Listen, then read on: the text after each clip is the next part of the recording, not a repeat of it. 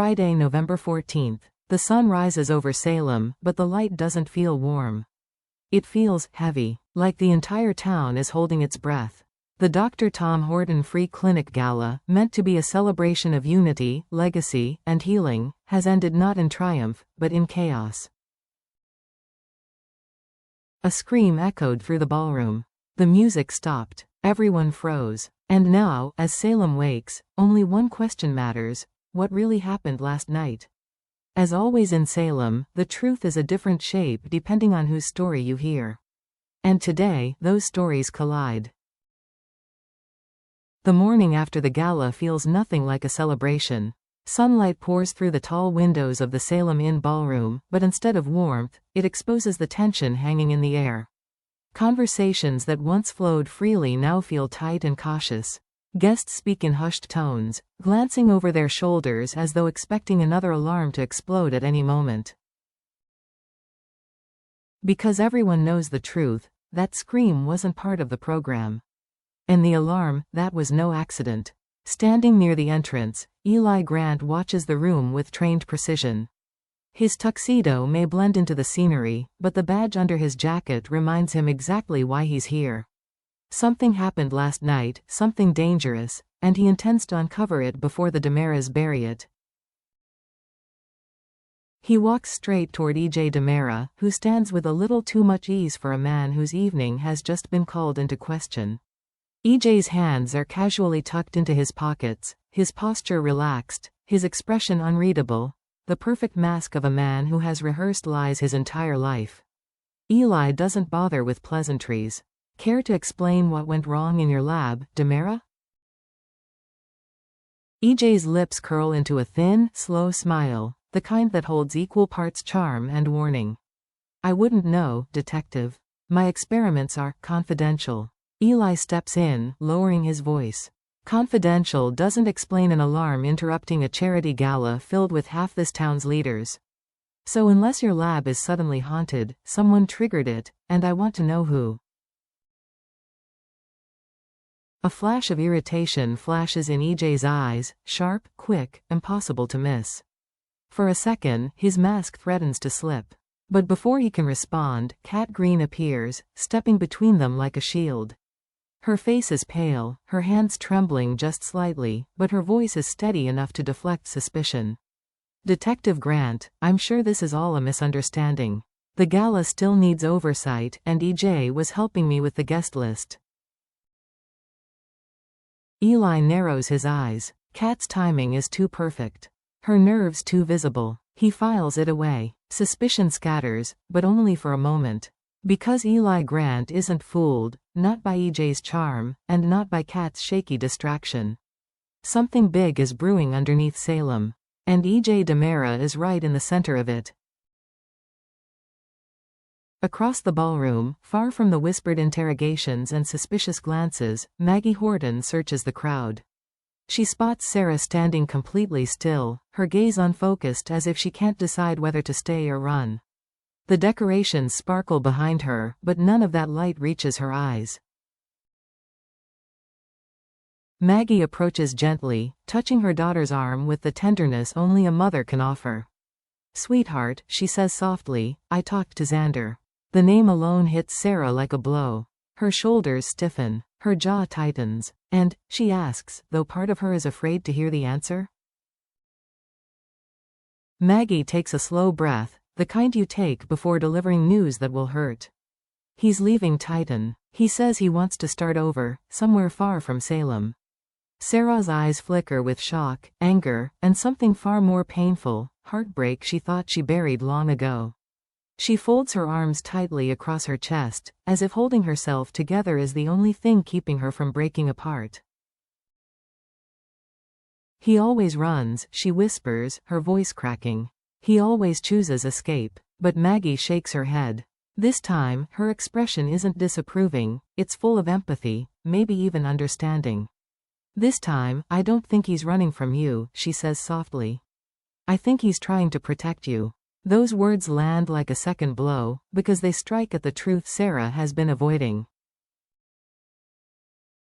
For all her attempts to convince herself that she moved on, for all her anger, for all the walls she built around her heart. Xander still matters. Maybe he always will. And now the thought of him disappearing, truly disappearing, terrifies her. Because this doesn't feel like closure. It feels like a shift. A warning. A storm rolling in from the edges of Salem, ready to drag her and Xander back into each other's orbit, or tear them apart more violently than ever before. Across the ballroom, far from Eli's interrogation and the whispers swirling around EJ, Jack Devereaux sits beside Jennifer, who looks as though the weight of the entire night has settled onto her shoulders. She surveys the room slowly. The discarded streamers, the toppled floral centerpieces, the candles that burned out hours before. All signs that last night's celebration didn't end with joy, but with fear. Her voice trembles just a little as she whispers, "Every time we try to celebrate something good in this town, it falls apart." Why does it always fall apart, Jack? Jack reaches for her hand immediately, steady and warm, grounding her in a way only he can. "Jennifer," he says softly, "chaos doesn't erase the good. It just makes the good harder to see." She lifts her gaze to him, eyes still clouded with worry. For a moment, she looks like she's trying to convince herself he's right. He squeezes her hand gently. "You know why we keep showing up to nights like this?" he continues. "Because hope is the one thing that can't be stolen from this town. No matter how many times it gets shaken." Jennifer sighs, her expression finally softening. "Do you ever get tired of being the voice of reason?" she asks with a faint smile. Jack chuckles, leaning in just slightly. "Oh, constantly. But if being reasonable keeps you steady, then I'll do it every damn day." It's a quiet moment, fragile, tender, and beautifully human. And as Salem stands on the edge of another secret ready to explode, Jack and Jennifer's stillness feels like a reminder that real love can survive the storms here, if only for a moment. Down a dim corridor at the edge of the ballroom, Kat Green slips away from the crowd. Her heels click softly against the polished floor, but her pulse is loud, thundering in her ears. She presses her back against the wall, trying to breathe, trying to make sense of what she saw. That photo. That impossible, undeniable photo. Her image, her face, standing behind Sammy and EJ in a European clinic years ago. A place she doesn't remember visiting. A life she doesn't remember living. Her breathing quickens. She closes her eyes, desperately trying to calm herself, but instead, memories strike like lightning. A hospital room washed in cold fluorescent light. She's lying in a bed, arms heavy, eyelids heavier. Somewhere nearby, a woman's gentle voice reads aloud from Wuthering Heights. The words echo, drifting in and out like static. Then, a shadow leans over her. A silhouette she can't quite make out. A hand touches her wrist. And a voice whispers through the haze, "Catherine. Stay awake. You're part of this now." Her eyes fly open as the memory crashes into her chest. Her hand slams against the wall to steady herself.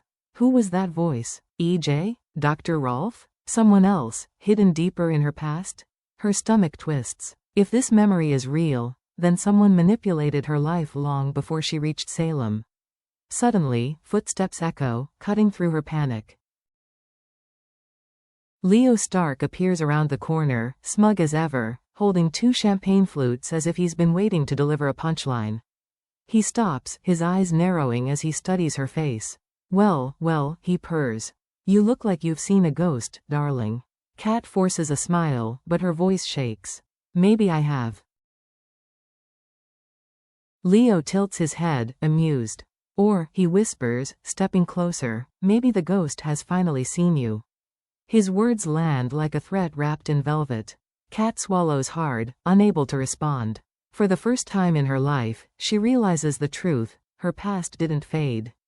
It wasn't forgotten. It was erased. By someone powerful enough to rewrite her entire story. And now, that story is clawing its way back to the surface. Back inside the ballroom, the mood has shifted from celebration to interrogation. The music is gone, the laughter replaced by anxious murmurs. At the center of it all stands Eli Grant, his voice cutting clean through the noise as he moves from table to table like a hunter tracking a scent. Have you heard of Project Phoenix? Do you know who had access to the restricted files? Did anyone leave the ballroom last night? Each question lands like a stone dropped into still water, and every guest ripples with unease. No one admits anything, but their body language betrays them. They've all heard rumors, and every rumor points back to the Damaras. In the far corner, half hidden behind a pillar, Gwen von Leuschner watches it all unfold. Her breathing is shallow. Her fingers tremble as they clutch her purse close to her chest.